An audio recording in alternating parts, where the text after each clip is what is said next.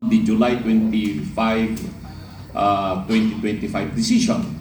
And with finality, inapheld nila in the motion for reconsideration, again by a unanimous vote of 13-0 with two justices of the Supreme Court. One did not participate, the other one was on leave. So 13-0 pa rin ang naging desisyon. Ano itong epekto ngayon nitong desisyon ng Supreme Court? Niliwanag nila yung rule on how impeachment can be called initiated. Meron ng mga naunang desisyon ng Supreme Court dyan, yung Francisco versus House of Representatives. Ito yung tungkol sa impeachment noon ni dating Chief Justice Hilario Davide of Cebu. And then this was reiterated in the case of Gutierrez versus House of Representatives. This was, I think, sometime 2011. And then this time around, clarified ng Supreme Court yan. Na tatlo yung process how impeachment can be considered initiated. Yung una, yung nandoon, napapalob yan sa provision po ng Article 11, Section 3, Subsection 2 and Subsection 3. Ito yung pagsasampa ng verified complaint and properly endorsed by a member of the House of Representatives at ipa-file po yan sa Secretariat ng House of Representatives. Yan ang first step na gagawin. Pag ito ang complaint ay naisampa, then this complaint must be put in business, in the order of business within 10 session days. Within 10 session days yan. Hindi calendar days. Kung ano yung session days yan, nasa rules of the House of Representatives yan.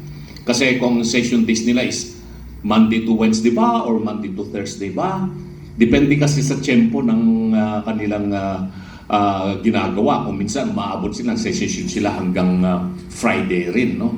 Basta binibilang dito 10 session days.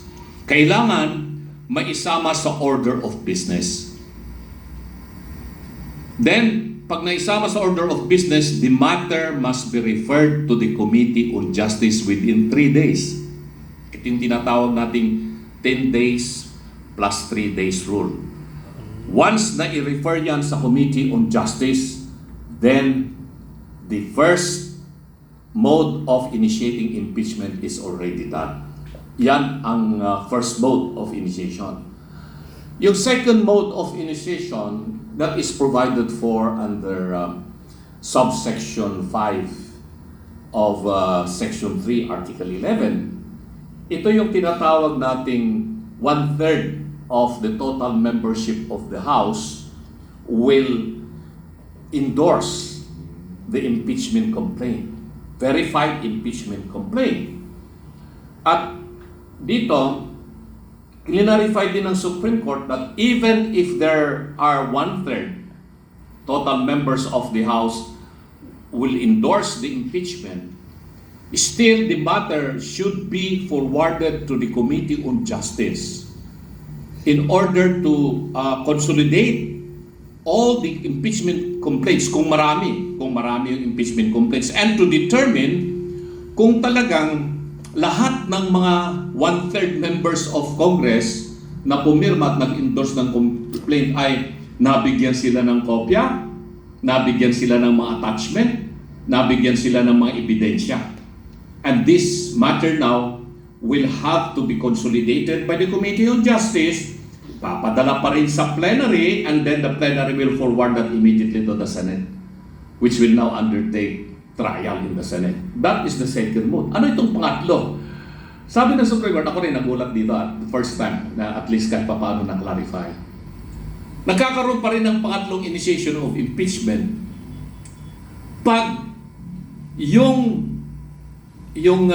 complaint na dinala sa House of Representatives ay kailangan maisampa sa Senado within the calendar days before the Congress will adjourn sine die.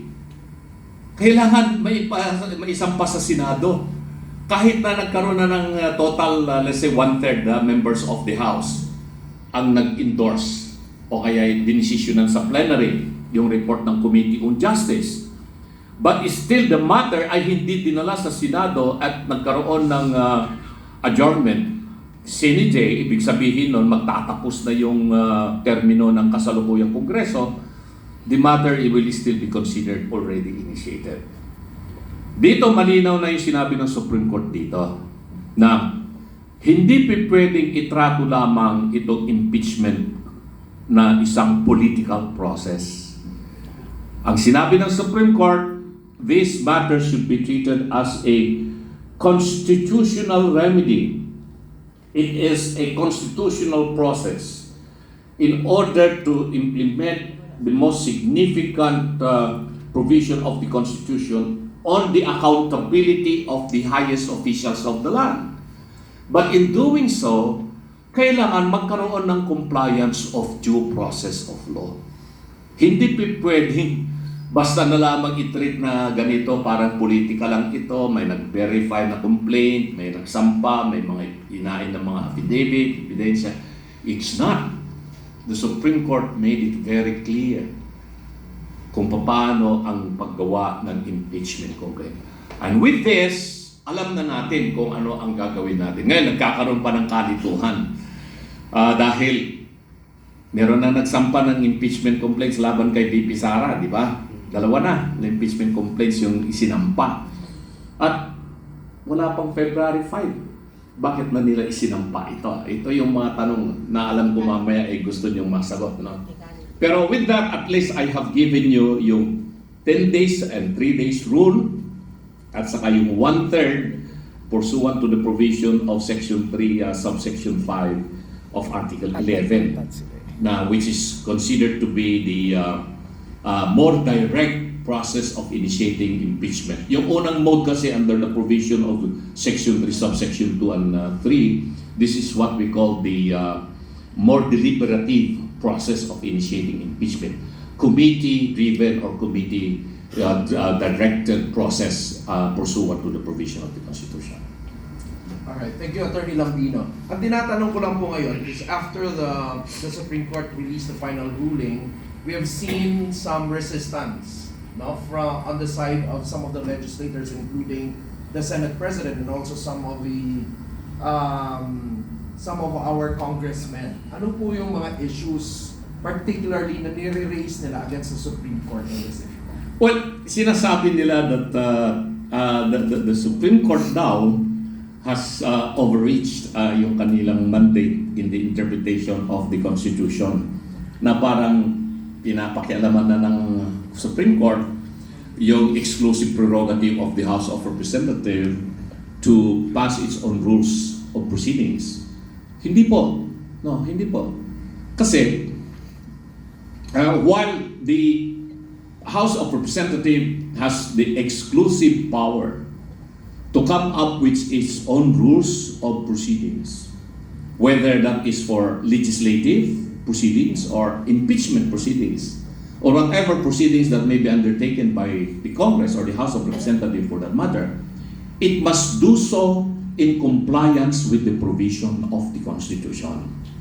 Kaya nga, pag nagkaroon ng decision ng Supreme Court in the interpretation of any act of government, whether that is a law enacted by Congress or rules of proceedings passed by the Congress or even executive orders or proclamation by the executive department, and the Supreme Court makes an interpretation as to whether or not this legislative fiat or executive fiat are in accordance with the provisions of the Constitution, the Supreme Court is not enforcing its supremacy over the executive or the legislative.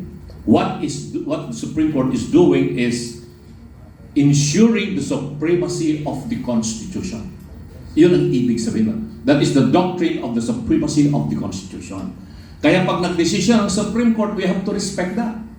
May nagsasabi na member ng House, what if we are going to defy the Supreme Court decision? So there is going to be what? Constitutional crisis. No, it's not going to have any constitutional crisis at that.